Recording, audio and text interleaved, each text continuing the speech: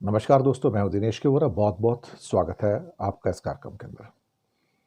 दोस्तों, राहुल गांधी ने कहा है कि अभी तो हाइड्रोजन बम आना बाकी है। वोट चोर, गद्दी छोड़। जी हां, इसके ऊपर ये नारा तो अब गली गली में गूंज रहा है। लद्दाख में हुए जेंजी आंदोलन ने, जिसमें सुनने में आया कि कुछ लोगों की डेथ भी हुई है गोलीबारी में। कंफर्मेशन में अभी इतना हमारे पास चीज़ें नहीं आ रही हैं, लेकिन मुझे लग रहा है कि अब एक सही तस्वीर लद्दाख ने भारत के सामने पेश कर दी है कि आप किस ढंग से एक्चुअली भारत के युवाओं को डील कर रहे हो, और ख़ास तौर से लोगों की आकांक्षाओं का, उनके एस्पिरेशंस का आप कत्ल किस ढंग से कर रहे हो।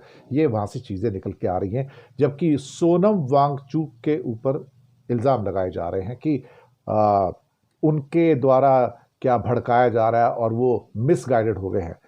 नेचुरली अब सरकार जब गद्दारी करेगी, लद्दाख और कश्मीर के लोगों के साथ वादा करके वादा खिलाफी करेगी, तो फिर उसका फल तो भुगतना ही पड़ेगा। और साथ में एक जो जाफर एक्सप्रेस के ऊपर जो हमला हुआ था, वहाँ पटरी से ट्रेन उतर गई थी, हड़कंप मचा था और कई यात्री उसमें फंसे, लेकिन किसी ने उसकी जिम्मेदारी नहीं ली। इस पर चलो आज सबसे पहली बात कर लेते हैं कि इसमें 3-4 डब्बे भी हैं, वो डैमेज हो गए थे, अफरा तफरी मची। और जब ट्रेन दश्त इलाके से गुजर रही थी तो कोई धमाका हुआ और शायद उसमें किसी ने उसकी मतलब जिम्मेदारी तो नहीं ली है। और ये विस्फोट क्वेटा से करीब 25 किलोमीटर दूर स्पेंजेंड रेलवे स्टेशन के पास करीब करीब हुआ है। और इससे पहले भी जाफर एक्सप्रेस जो है चर्चा में आई थी, और ख़ास तौर से उसमें तो काफ़ी लोग मारे भी गए थे एक्चुअली। लेकिन इस बार जो है पूरी जो नंबर्स हैं कुछ क्लियर नहीं है कि कितने लोग घायल हुए हैं या कितने लोग हताहत हुए हैं, उसमें मारे गए हैं। लेकिन हाँ, रीसेंट पास्ट में ये जाफर एक्सप्रेस में ये दूसरा अटैक हुआ है। हालांकि इसमें शायद इतने लोग हताहत नहीं हुए, तो कम से कम ये अच्छी बात है कि आम लोगों की जो मौत थोड़ी सी की खबरें नहीं आई हैं, तो लोग बच गए हैं उसमें। इसके बाद एक खबर हमारे पास आती है कि जिसमें राहुल गांधी, जो बलूचिस्तान का जो इशू निकल कर आ रहा है खास तौर से, सॉरी, राहुल गांधी का जो इशू निकल के आ रहा है खास तौर से, जो उनका कहना है कि हाइड्रोजन बम तो अभी आना बाकी है भाई। हाइड्रोजन बम तो अभी आना बाकी है और उसकी सच्चाई धीरे धीरे सामने हम लेकर आ रहे हैं। और बीजेपी की इस सच्चाई को हम आपके सामने लेकर आ रहे हैं, ताकि अति पिछड़ा पिछड़ा, दलित, आदिवासी, अल्पसंख्यक, उनको जो भागीदारी मिलनी चाहिए वो उनको बिल्कुल और बिल्कुल नहीं मिल रही है। तो उनका कहना है कि 20 सालों में इनका अधिकार उनको नहीं दिया गया, और अब हमारी सरकार आएगी तो उनको वो अधिकार भी देगी। संविधान में जो कॉन्स्टिट्यूशन में अमेंडमेंट कर रहे हैं वो भी करेंगे। और जो युवाओं को बताया कि संविधान पर देश में आक्रमण हो रहा है, आपका हक चोरी किया जा रहा है, तो वो भी हम लेकर आए। तो हाइड्रोजन बम तो उनका अभी कुछ ना कुछ तो आना बाकी है, और वो उससे बहुत ज़्यादा सरकार डरी हुई है। उनका कहना है कि उन्होंने पहले ही कहा था कि मैं हाइड्रोजन बम ला रहा हूं, और भाजपा के लोग इसे सारे देश में एसआईआर को, स्पेशल इंटेंसिव रिवीजन को लाना चाहते हैं। बिहार के युवाओं ने पहले उनको रोका है, लेकिन सरकार अपनी जिद पे है और सरकार तानाशाही के मसले पर आगे बढ़ रही है, और शायद ये साबित करना चाहती है कि इस दुनिया में वही होगा जो मैं चाहता हूं। लेकिन कोई ज़रूरी नहीं कि जो आप चाहते वही हो, जो मोदी चाहते वही हो। अल्टीमेटली क्या कहते हैं ना कि वही होता है जो मंजूर खुदा होता है। तो अ, इस समय राहुल गांधी जिन चुनौतियों को लेके लोगों के सामने आ रहे हैं, और ख़ास तौर से मोदी शाह के सामने आ रहे हैं, वो वास्तव में एक बड़ी खबर के रूप में इस समय देखा जा रहा है।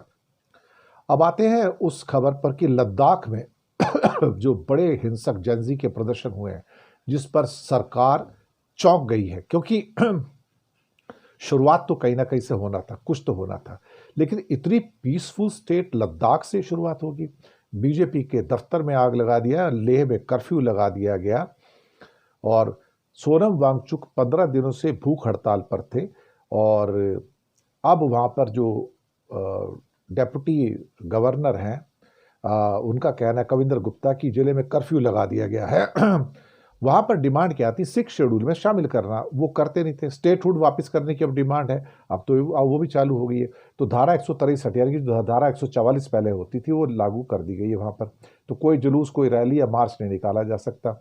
लेकिन एक बात तो सही है कि सोनम वांगचुक ने बता दिया है कि ये जेन-ज़ी का रिवॉल्यूशन था और मोदी सरकार सारा का सारा दोष जो है सोनम वांगचुक के ऊपर मढ़ने के चक्कर में है कि उन्होंने दरअसल ये हिंसा सारी भड़काई है, उनको मिसगाइड किया है। मुझे एक बात समझ में नहीं आती है, जब लद्दाख के लोग, कारगिल को अपना हक मांग रहे हैं आपसे इतने सालों से, आपने उनका स्टेट छीन लिया, आपने उसकी असेंबली छीन ली, आपने उनसे उनका मुख्यमंत्री छीन लिया, आपने उनको तोड़ के एक तरह से कहा जाए तो यूनियन टेरिटरी बदल दिया। इतने सारे आप झूठे वादे करने के बाद आप लद्दाख और कारगिल के साथ गद्दारी करते हैं और पहले कहते थे कि 6 शेड्यूल में शामिल करेंगे, वो भी आपने नहीं किया। कश्मीर के साथ गद्दारी की, उसको स्टेटहुड वापस नहीं किया, उसको अभी तक बीच में कह रहे थे मोदी कि हम करेंगे, वो भी नहीं किया। तो इन्होंने कश्मीर और लद्दाख दोनों के साथ गद्दारी किया और दोनों को तोड़ा, जबकि दोनों एक दूसरे के बिल्कुल इनसेपरेबल अंग थे। अब हम ठगा हुआ महसूस करते हैं। उमर अब्दुल्ला का कहना है कि लद्दाख को राज्य का दर्जा देने का वादा भी नहीं किया था, हमें तो वादा भी किया था और वो भी नहीं हमको दिया जा रहा है। और कहीं ना कहीं मुझे लगता है कि जो लोगों के मन के अंदर जो आग सुलग रही है वो कभी तो भड़केगी ना अल्टीमेटली। ये कहना कि युवाओं को मिसगाइड किया, लेकिन सरकार एक रेड लाइन लेके चलती है, जैसे अमेरिका की डील के साथ चलती है कि हम तुम्हारी बात नहीं सुनेंगे, तुम होते कौन हो, हम तुम्हें तुम्हारा आईना दिखा देंगे, तुम्हारी औकात क्या है अल्टीमेटली, कश्मीर है क्या हमारे सामने। हो सकता है कांग्रेस उसको ढंग से हैंडल ना कर पाई हो, तो भारतीय जनता पार्टी कहती है हम तुम्हें दिखा देंगे कि हम कश्मीर कैसे हैंडल करते हैं। ये बंदूक की नोक पर हैंडल करना चाहते हैं, ये प्यार से नहीं हैंडल करना चाहते। ये सिर्फ बातें करते कि दिल से दूरी कम करेंगे, दिल्ली से दूरी कम करेंगे, लेकिन ये फ्रॉड है। ना तो वो दिल्ली से दूरी कम होती है, ना दिल से दूरी कम होती है। यही अमित शाह थे जो कहते थे हमने देखो आतंकवाद के ऊपर काबू कर लिया, कश्मीर के ये लोग 70 साल में नहीं कर पाए, हमने कर दिया। पहलगाम ने बता दिया कितना काबू कर लिया, उससे पहले पुलवामा हुआ था, पता लग गया कितना काबू कर लिया।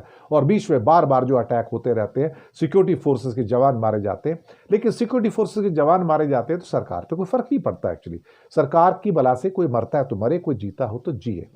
लेकिन अब जेन-ज़ी के प्रदर्शन ने लद्दाख में वो बता दिया कि आप उनके हक और हुकूक छीनेंगे तो सड़कों पर आएंगे, सड़कों पर आए तो फिर आप गोली चलाएंगे, गोली चलाएंगे तो लोग मारे जाएंगे। आप वही कर रहे हो जो दरअसल केपी शर्मा ओली ने किया था नेपाल में। अगर आप वही कर रहे हो तो आपके साथ अंजाम भी तो वही होगा। आप क्या सोचते हो कि आप इतने पावरफुल हो? माफ कीजिएगा, 5 साल की सत्ता 5 मिनट में कैसे स्वाहा हो जाती है, हमने लंका में देखा, हमने बांग्लादेश में देखा, हमने नेपाल में देखा। और कुछ लोग अगर ये सोचते होंगे तानाशाह कि भारत में नहीं हो सकता है, जिस दिन हो जाएगा उस दिन पता लगेगा कि ये अपना देश छोड़कर भागते हुए कुछ लोग नजर आएंगे। तब क्या होगा?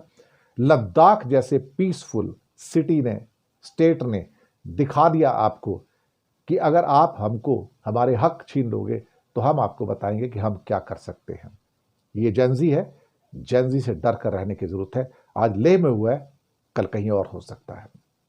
बहुत बहुत शुक्रिया आप सबका। चैनल को सब्सक्राइब कीजिएगा, लिंक आगे भेजिएगा और साथ ही में हो सके तो छोटी छोटी आर्थिक मदद भी आप कर सकते हैं। नीचे हमने आपके लिए यूपीआई नंबर और बैंक अकाउंट नंबर दोनों दिए हैं। किसी एक को चुनकर छोटी सी मदद करेंगे तो अच्छी पत्रकारिता को बचाने में आप हमारे सहयोगी भी बनेंगे। धन्यवाद।